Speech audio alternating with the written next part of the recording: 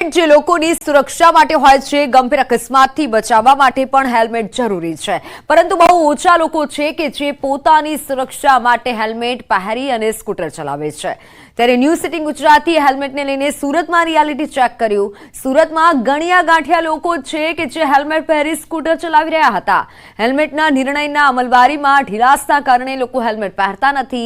ચાલકોનું કહેવું છે કે લોકોની સુરક્ષા માટે હેલ્મેટ જરૂરી છે। હેલ્મેટને લઈને હાઈકોર્ટ પણ સરકારને ટકોર કરી રહ્યા છે। ત્યારે 15 દિવસમાં ફરજિયાત હેલ્મેટ પહેરવાના નિર્ણયની અમલવારી કરવા માટે હાઈકોર્ટે આદેશ પણ કર્યો છે। બાઇક ચલાવનાર અને પાછળ બેસનાર બંને માટે ફરજિયાત કરવા માટે આદેશ કર્યો છે।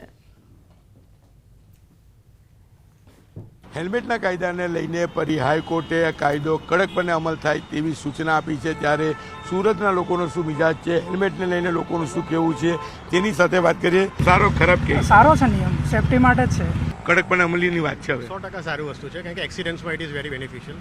હેલ્મેટ પહેરવી જ જોઈએ। આગળ જોડે પાછળ બેસેલા બી બંને, કારણ કે બંને માણસ જ છે। બિલકુલ સુરતના લોકોનું માનવું છે કે હેલ્મેટ પહેરવો જોઈએ, કાયદો સારો છે, પણ સુરતના લોકો તેના નિયમો નથી પાડતા। આગળ ચલાવવા સાથે પાછળ બેસનારે બી હેલ્મેટ પહેરવો જોઈએ, કારણ કે આ નિયમ માત્ર લોકોની સેફટી માટે છે અને હેલ્મેટ પહેરવો હોય તો ચોક્કસપણે કહી શકાય કે અકસ્માત થાય છે ત્યારે બંનેનો જીવ બચી જાય છે। ત્યારે સુરતના લોકો ચોક્કસ કાયદાને આવકાર્ય કરી રહ્યા છે, હેલ્મેટ પહેરવાની વાત કરી રહ્યા છે, પણ 90% લોકો સુરતમાં હેલ્મેટ નથી પહેરતા, માત્ર 10% લોકો પહેરે છે, તે બી ચલાવનારા। એટલે કે કાયદાનું લોકો સ્વાગત કરે છે, પણ કાયદો કોઈને સુરતમાં પાડતા હોય તેવું હાલ દેખાતું નથી। કેમેરામેન ભરત બ્રહ્મભટ્ટ સાથે કીર્તેશ પટેલ, ન્યૂઝ 18 ગુજરાતી, સુરત। ગુજરાત હાઈકોર્ટના સખત વલણ બાદ પણ વાહન ચાલકો નિયમોનું પાલન નથી કરી રહ્યા। રાજકોટમાં શહેરમાં હજુ પણ હેલ્મેટના નિયમની એસી કી તેસી જોવા મળી। અમારા સંવાદદાતા કેટલાક ટુ વ્હીલર ચાલકોને કેમેરામાં કેદ કર્યા છે, જેઓ હેલ્મેટ ના પહેરવાના અલગ અલગ કારણો બતાવી રહ્યા હતા, તો કેટલાક કાયદાના પાઠ ભણાવતા પણ નજરે પડ્યા।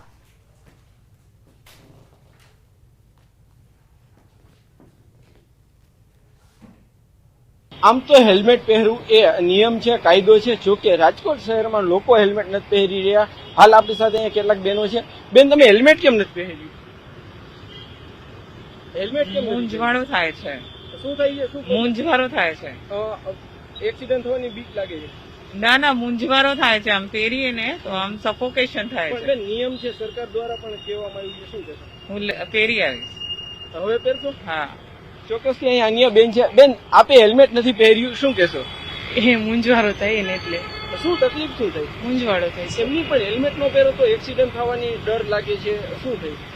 મજા જ નથી આવતી એટલે હેલ્મેટ પહેરવામાં। પણ બેન, મજા નો આવે, આ તો નિયમ છે, નિયમોની કાંઈ વાંધો નહીં। ચોક્કસથી હાલ જે રીતના વાત કરવામાં આવે તો કેટલાક લોકો છે તે અલગ અલગ કારણો આપી રહ્યા છે। હાલ આપણી સાથે અહીંયા એક ભાઈ છે, આપણે એમની સાથે વાત કરીશું। મોટા ભાઈ, હેલ્મેટ કેમ નથી પહેર્યું? હેલ્મેટ કેમ નથી પહેર્યું? હેલ્મેટ લઈ લેવી, હાલો, બીજું હોય એમની અત્યારે કેમ નથી પહેર્યું? ખ્યાલ નતો, લઈ લેવી, હાલો। આમ નિયમ છે, અને નિયમ છે ને સાહેબ, એ હું એક વાત કરું તમને। હવે તમે જે નિયમની વાત કરો, પેલો નિયમ તો એ જેની લાગવક હોય ને એને પોલીસ વાળા કેમ જવા દે? એને મને જવાબ આપો। બરોબર છે, એનો મને જવાબ આપો તમે। આમાં મને આ પ્રશ્ન પણ વાત બરોબર છે। અમે પોલીસને પણ પૂછશું, તમારો પ્રશ્ન છે। બીજું, હેલ્મેટ આ તો અમારી ભૂલ છે કે અમે પહેરી, અમે ભૂલ સ્વીકારી હતી, બરોબર। પણ પેલો પ્રશ્ન એ કે પછી એની લાગવક કોઈને જવા દે? સામાન્ય મને 200 રૂપિયા રોજ હોય, એ કામે જતા હોય, એની પાસેથી પરાના પૈસા લઈ લે, એનું કારણ? ચોક્કસથી અહીંયા અન્ય બહેનો છે, એમને પણ હેલ્મેટ નથી પહેર્યું, આપણે એમની સાથે પણ વાત કરીશું। બેન, આપના દ્વારા હેલ્મેટ નથી પહેરવામાં આવ્યું, શું કહેશો? નિયમ છે, કાયદો છે, શું કહેશો? હેલ્મેટ કેમ નથી પહેર્યું? આપણે હેલ્મેટ ફાવતું નથી, માથા ઉપર મોટું લાગે, નથી ફાવતું, શું તકલીફ થાય પહેરો તો? ઉપર રહેતું છે ને એમ મોટું લાગે। પણ બેન, નિયમ છે, કાયદો છે, ન પહેરો તો તકલીફ થાય છે, શું કહેશો? ચોક્કસથી જે રીતના અહીંયા લોકો છે તે અલગ અલગ બહાનાઓ બતાવી રહ્યા છે, અલગ અલગ કારણો પણ બતાવી રહ્યા છે। આપણે જે છે ઘણા બધા લોકો સાથે વાત કરી, લોકોનું પણ ક્યાંક ને ક્યાંક કેવું છે, કોઈને કોઈ કારણો બતાવી રહ્યા છે। જો કે હેલ્મેટ ન પહેરવી તે પણ એક જે છે નુકસાન કરતું હોય છે। હાલ આપણી સાથે અહીંયા અન્ય એક ભાઈ છે। મોટા ભાઈ, તમે હેલ્મેટ નથી પહેર્યું, શું કહેશો? સાહેબ જવું, અમે કેમ પહેરવું? ક્યાંથી આવું? અહીંથી ટોકડી જવું। પણ એમની હેલ્મેટ ન પહેરો, એક્સિડન્ટ થાય તો ઈજા થાય તો? સિટીમાં હેલ્મેટ નહીં, હેલ્મેટ જરૂરી એમની પણ એક્સિડન્ટ તો સિટીમાં થઈ શકે ને, તમારી પોતાની સેફટી માટે। છે। સોરી, હે? Sorry, sorry. એટલે હવે પહેરશું? હા પહેલું પાકું. ચોક્કસથી અહીંયા અન્ય એક યુવાન છે. આ મોટાભાઈ હેલ્મેટ ખાસ કરીને પહેરવું જોઈએ આપણી પોતાની સેફટી માટે. આપે નથી પહેર્યું? એઝ પર ધ રૂલ કે આપણે નથી આ સિટીની અંદર તો કે પહેરી શકીએ, નો પહેરી તો ચાલે, બરોબર. આ હાઈવે ઉપર જાય ને, બરોબર, તો આપણે હાઈવે ઉપર જાય તો આપણે પહેરવું ફરજિયાત છે. ચોક્કસથી અહીંયા એક ભાઈ એવા છે જેમને હેલ્મેટ પહેર્યું છે. આપણે એમની સાથે વાત કરીશું. ભાઈ, શું કહેશો, તમે પહેલા એવા વ્યક્તિ અહીંયા જોવા મળ્યા છો, તમે હેલ્મેટ પહેર્યું છે? मैं हेलमेट पहन के निकलता हूँ क्योंकि इसको बहुत सेफ्टी है, डस्ट भी नहीं पड़ता है, सब बहुत। लेकिन हेलमेट पहनना है, लेकिन ट्रिपल सवारी पे बच्चे है ना, बच्चे लेके जा रहा हूँ स्कूल में, इसका पीटीएम होती है। ચોક્કસથી જે રીતના વાત કરવામાં આવે તો આ ભાઈ હેલ્મેટ તો પહેર્યું છે, પરંતુ ક્યાંક ને ક્યાંક ટ્રિપલ સવારીમાં છે. અહીંયા જે દ્રશ્યો જોઈ રહ્યા છો, ઘણા બધા લોકો એવા છે કે જેમને હેલ્મેટ નથી પહેર્યું. અલગ અલગ કારણો પણ તે લોકો આપી રહ્યા છે, પરંતુ ક્યાંક ને ક્યાંક હેલ્મેટ પહેરવું પણ જરૂરી છે. અહીં અન્ય એક બેન છે જેમને હેલ્મેટ પહેર્યું છે. આપણે ત્યાં નિયમોનું ચુસ્ત રીતે પાલન કરતા નજરે પડી રહ્યા છે. આપણે એમની સાથે પણ વાત કરીશું. બેન, આપ દ્વારા હેલ્મેટ પહેરવામાં આવ્યું છે, હેલ્મેટ પહેર્યું છે, શું કહેશો? નિયમોનું પાલન કરી રહ્યા છે? ના, એવું કઈ નથી. એકચ્યુઅલી મારા પપ્પા પોલીસમાં છે તો રૂલ્સ એન્ડ રેગ્યુલેશન્સ તો ફોલો કરવાના. એટલે ફાધર છે એટલા માટે તમે પણ રૂલ્સ એન્ડ રેગ્યુલેશન પાલન કરો. ચોક્કસથી આ એક પોલીસ પરિવાર છે અને જે રૂલ્સ અને રેગ્યુલેશનનું પાલન કરી રહ્યા છે. જોકે અહીંયા અલગ અલગ લોકો જોવા મળ્યા છે જેઓ અલગ અલગ નિયમો જે છે કારણો બતાવી રહ્યા છે. કેટલાક લોકો બહાના પણ બતાવી રહ્યા છે, પરંતુ ક્યાંક ને ક્યાંક હેલ્મેટ પહેરવું ખૂબ જ જરૂરી છે. જે તે વ્યક્તિની સફળતા માટે, પોતાની સેફટી માટે હેલ્મેટ પહેરવું ખૂબ જરૂરી હોય છે, પરંતુ લોકો છે હેલ્મેટ નથી પહેરી રહ્યા. હેલ્મેટ ન પહેરવા પાછળના અનેક બહાના પણ બતાવી રહ્યા છે. કેમેરામેન કે નિમોદ સાથે હાર્દિક જોશી, ન્યૂઝ 18 ગુજરાતી, રાજકોટ. વડોદરામાં ગટરના ઢાંકણા ચોરતી ગેંગ સક્રિય થઈ છે. વાઘોડિયા રોડ પરથી ગટરના ઢાંકણાની ચોરી. શાંતિનિકેતન સોસાયટીમાં ગટરનું ઢાંકણું ચોરતી ગેંગ સીસીટીવીમાં કેદ થઈ છે. સીસીટીવીમાં સાફ જોઈ શકાય છે કે ગટર પાસે જ રિક્ષા ઊભી રાખી પડવાળમાં જ ગટરનું ઢાંકણું ચોરી પલાયન થઈ જાય છે આ ગેંગ. પાલિકાએ પોલીસને જાણ કરતા તપાસ હાથ ધરાઈ. પોલીસે ઢાંકણા ચોરની શોધખોળ હાથ ધરી છે.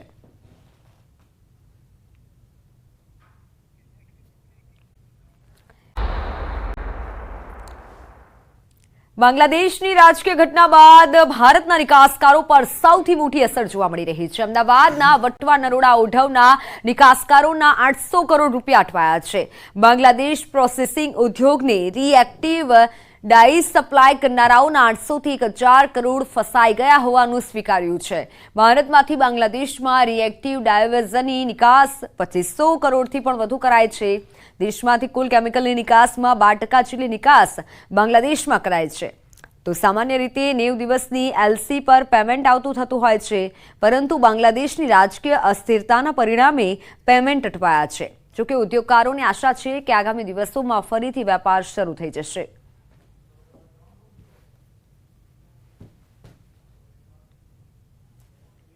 પર્ટિક્યુલરલી ડાઇઝ એન્ડ ડાઇઝ ઇન્ડસ્ટ્રીઝમાંથી અહીંયાથી 200 કરોડનો ટર્નઓવર દર મહિને થાય છે ત્યાં આગળ, અને અહીંયાથી બધો ટેક્સટાઇલમાં જે કેમિકલ્સ અને ડાઇઝ ઉપયોગ થાય છે એ બધું અહીંયાથી જાય છે. એટલે ટેક્સટાઇલ ઇન્ડસ્ટ્રી જે એક ત્યાંનું બહુ મોટું એક્સપોર્ટ છે બાંગ્લાદેશનું, તો એના હિસાબે એની અસર એમને ટેક્સટાઇલ ઇન્ડસ્ટ્રી ઉપર પડે એટલા માટે અહીંયાથી આ જાય છે. હાલ આપણે લગભગ ડાયસ્ટપમાંથી રિએક્ટિવ ડાઈઝ વધારે એક્સપોર્ટ આપણે કરી રહ્યા છીએ બાંગ્લાદેશની અંદર. સ્થગિત થશે પણ અટવાશે નહીં. એટલે પૈસા લગભગ 8 થી 10,000 કરોડ 800 થી 1000 કરોડ રૂપિયાનો વેપાર જે ખરો એમાં ડિલે થશે, પણ પૈસા અટવાશે નહીં આપણા. રહી વાત ઓગસ્ટ મહિનાના ઓર્ડરની, તો પાર્ટી સાથે આજે સવારે જ મારે વાત થઈ છે. ઓફિસો ઓપન થઈ ગયેલી છે, બેન્કો પણ ખુલી ગયેલી છે. આમ પબ્લિક માટે હરવા ફરવાનું કોઈ તકલીફ નથી. ઢાકાની અંદર ત્યાં ખાલી જે કંઈ બી પોલિટિકલ પાર્ટી છે, અવામી લીગ, એને રિલેટેડ જે બી કાર્યકર્તાઓ અને મંત્રીઓ છે એને રિલેટેડ જ પબ્લિકનો રોષ છે. આરોગ્ય તંત્ર સતર્ક છે. સુરતમાં વિવિધ દુકાનોમાં દરોડા પાડવામાં આવ્યા.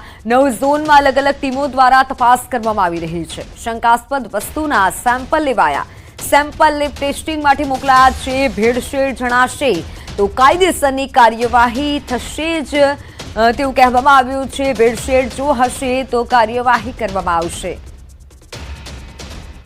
શ્રાવણ મહિનાની શરૂઆત થતાની સાથે જ ફરાળી વસ્તુઓની બજારમાં માંગ હોય છે, અને આ તમામ વસ્તુઓની માંગ વચ્ચે વેપારીઓ ભેળસેળ કરતા હોવાની ફરિયાદ આરોગ્ય વિભાગને મળતી હોય છે. ત્યારે કહી શકાય છે કે સુરત આરોગ્ય વિભાગની અલગ અલગ ઝોનમાં ટીમો દ્વારા આજે સેમ્પલ અથવા કંઈ દરોડાની કામગીરી કરવામાં આવી રહી છે. આપણી સાથે આરોગ્ય અધિકારી જગદીશભાઈ સાળુંકે છે, સીધા વાત કરીએ. સાળુંકે સાહેબ, શાના માટે રેડ આજે? Deputy commissioner Shri health and hospital અને આરોગ્ય અધિકારી શ્રીની સીધી સૂચના હેઠળ સુરત મહાનગરપાલિકાના ફૂડ વિભાગના ફૂડ સેફ્ટી ઓફિસરો દ્વારા આગામી શ્રાવણ મહિના તેમજ તહેવારો નિમિત્તે ફરાળી લોટનું વપરાશ વધુ થતો હોય છે. તે અલગ અલગ ઝોનમાં 6 ટીમ બનાવીને ફરાળી લોટનું ઉત્પાદન અને વેચાણ કરતી સંસ્થાઓમાં તપાસણી કરવામાં આવી છે તેમજ નમૂના લેવાની પણ કામગીરી કરવામાં આવી રહી છે. આ નમૂના લીધા બાદ કયા પ્રકારનું ચેકિંગ કરવામાં આવશે અને જો કદાચ લોટ છે તે ઓછી ગુણવત્તાવાળો મળશે તો કયા પ્રકારની કાર્યવાહી?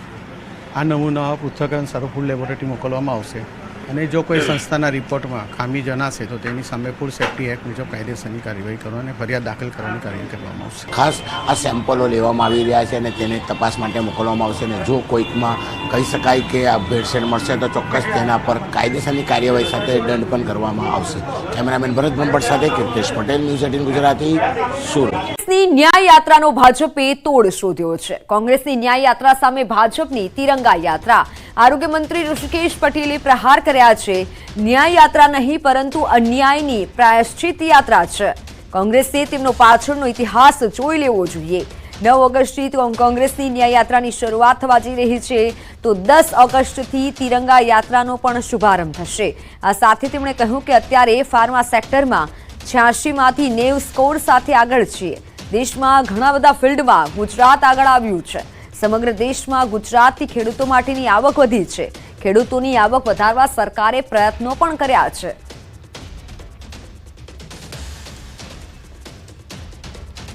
ભૂતકાળની અંદર કોંગ્રેસના શાસનનો તમામ તમે સરવાળો કરો તો ક્યાંય દેશમાં એનું સ્થાન નહોતું.